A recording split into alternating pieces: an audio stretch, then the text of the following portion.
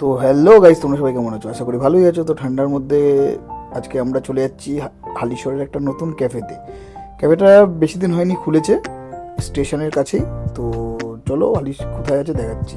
এই দিকটা দিয়ে ডান দিকে, এটা এই দেখতে পাচ্ছ একলা ঘর ক্যাফেটার নাম, ঠিক আছে? এটা হলো ডান দিকে সোজা চলে আসলে হালিশহর ইয়ার্ডের মাঠের যে রাস্তাটা, ওই ইয়ার্ডের মাঠের রাস্তার ওই সাইডে আসলেই ডান হাতে দেখতে পারবে একলা ঘর। ক্যাফেটা আমার খুব ভালো লেগেছে, কারণ যদি বন্ধু বান্ধব বা প্রিয় তোমাকে নিয়ে সন্ধেবেলায় তুমি আসতে চাও, এক কাপ চা সাথে একটু আড্ডা, আর যারা দাবা খেলতে ভালোবাসো তাদের জন্য রয়েছে দাবা খেলার ব্যবস্থা, চায়ের সাথে দাবা। এইখানে হলো দাবা খেলা যায় বা এই সেটিং করাই আছে, সবাই খেলতে দেখতে পাচ্ছ। আর ডান দিকে মানে এত সুন্দরভাবে সাজানো বেড়া দিয়ে, বেশ ভাইবটা বেশ ভালো সন্ধ্যাবেলা আড্ডার জন্য। আমার তো এই খুব ভালো লেগেছে।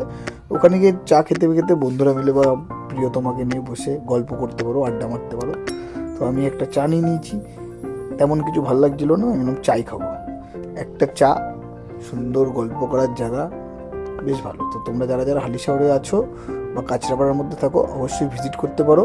তোমাদের সুবিধার জন্য বন্ধুরা আমি মেনু কার্ডের ফটো দিয়ে দিয়েছি, এবং সামনে একটু এগুলোই তোমরা ভেরিয়ান রেস্টুরেন্ট, যেখানে তোমরা চায়ের পরে যে স্ন্যাক্স হয় চাউমিন বা পকোড়া, সেগুলো খেতে পারবে। ওখানের খাবার কোয়ালিটিও ভালো।